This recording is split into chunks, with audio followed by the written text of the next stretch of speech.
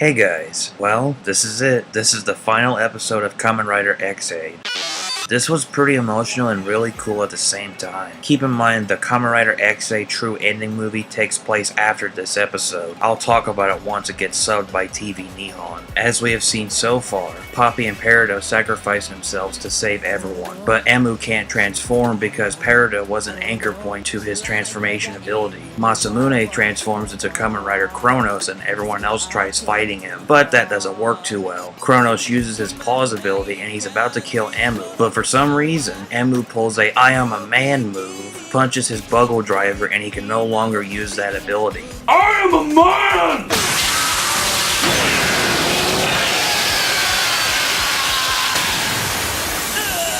Sweet merciful crap! Everyone transforms into their level 2 forms, manages to fight Kronos, and Emu finally defeats Kronos with a badass rider kick. Before they turn Masamune over to the Ministry of Health, he decides to kill himself with his gas jet and turns into particles. After that, everyone moves on and they do their own thing while working at CR. Hiro is teaching new doctors to perform surgery while he eats sweets. Taiga has finally gotten his license back and is now a doctor helping others. Nico is back at school. Kiria is helping the new CEO of Genmu Corporation. Dan is still being held in a cage in the arcade machine. Emu has announced that everyone who was vanished is in the gas jets, and says that they will figure out a way to get them out and make a cure just in case if Game Syndrome comes back. The story was really damn good. The action is always awesome, and seeing the doctors fight Kronos in their level 2 forms was cool, and they didn't need to turn into their final forms in order to fight him.